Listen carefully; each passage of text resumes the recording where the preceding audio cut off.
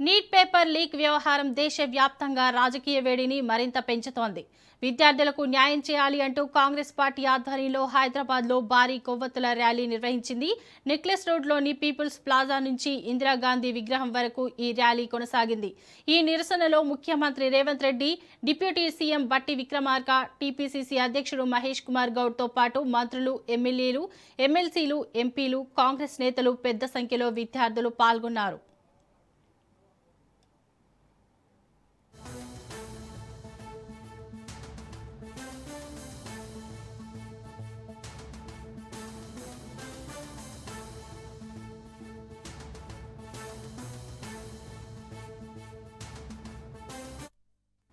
యువతకు రాజకీయాల్లో మరింత ప్రాధాన్యం కల్పించే దిశగా కీలకమైన వ్యాఖ్యలు చేశారు సీఎం రేవంత్. 18 ఏళ్లకే ఓటు హక్కు కల్పించినట్లే 21 ఏళ్ల వయసులోనే ఎమ్మెల్యేలు, ఎంపీలుగా పోటీ చేసే అవకాశం ఇవ్వాలని ఆయన సూచించారు. ఈ అంశంపై అసెంబ్లీలో చర్చించి తీర్మానం చేస్తామని వెల్లడించారు. విద్యార్థుల ఉద్యమాలకు, పార్టీలకు అతీతంగా మద్దతు లభించిందని, జంజీల గళం ఇక చట్టసభల్లోనూ వినిపించాలని ఆకాంక్షించారు. 21 ఏళ్లకే యువత మంత్రులైతే దేశ భవిష్యత్తు మారుతుందన్నారు సీఎం రేవంత్. ఎవరో మంత్రులు ప్రధానమంత్రులు కావడం కాదు. 25 సంవత్సరాల వయసు వరకు మీరు ఎదురు చూడాల్సిన అవసరం లేదు.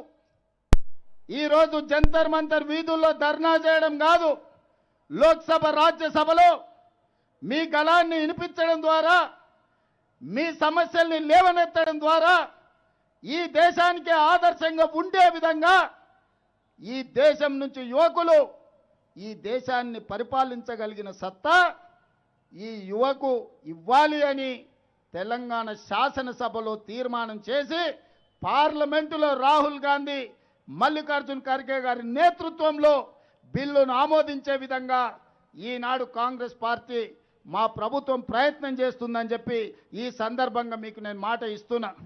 మిత్రులారా, విద్యాశాఖ లేదా ఐటీ శాఖ అత్యంత కీలకమైన శాఖలు 60 ఏళ్ళలో, 70 ఏళ్ళలో, 90 ఏళ్ళలో కాదు, 21 సంవత్సరాలు నిండిన యువకులు ఈ దేశానికి మంత్రులైతే తప్పకుండా దేశ భవిష్యత్తు మారుతుంది. ప్రపంచంతో పోటీ పడతాం. మీ జనాభా ఈ దేశంలో 30% ఉంది. 30% జనాభా ఉన్న జంజీ యువ కెరటాలకు చట్ట సభలలో ప్రవేశం కల్పించాల్సిన బాధ్యత ఈ ప్రభుత్వాల మీద ఉన్నది. అందుకే భారత రాజ్యాంగాన్ని సవరించడం ద్వారా చట్టసభల్లో 21 సంవత్సరాలు నిండిన యువకులకు, యువతులకు ఎమ్మెల్యేలుగా, ఎంపీలుగా పోటీ చేసే అవకాశాన్ని కల్పించాలి.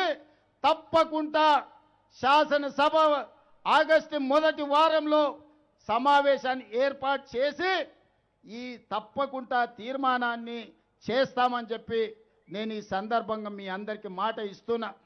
మిత్రులారా, రాజకీయ పార్టీలను, రాజకీయ కార్యకర్తల్ని బెదిరించో, అదిరించో, అక్రమ కేసులు పెట్టో, ఈడీ, ఇన్కమ్ ట్యాక్స్, సిబిఐ కేసులతో ఈనాడు లొంగ తీసుకునే ప్రయత్నం కేంద్ర ప్రభుత్వం చేసింది. కానీ మనస్ఫూర్తిగా గుండెల నిండా మిమ్మల్ని అభినందిస్తున్నా. నరేంద్ర మోడీ నిరంకుశ పాలనకు, మీ నీట్ పరీక్షలు, సిబిఎస్ఈ పరీక్షల్లో వైఫల్యం చెందిన కేంద్ర ప్రభుత్వాన్ని మీ గుండె ధైర్యంతో లాఠీలకు, తూటాలకు, బాష్పవాయు గోళాలకు ఎదురొడ్డి నిలబడి నరేంద్ర మోడీని ఓడించి ధర్మేంద్ర ప్రధాన్ను రాజీనామా చేయించారు.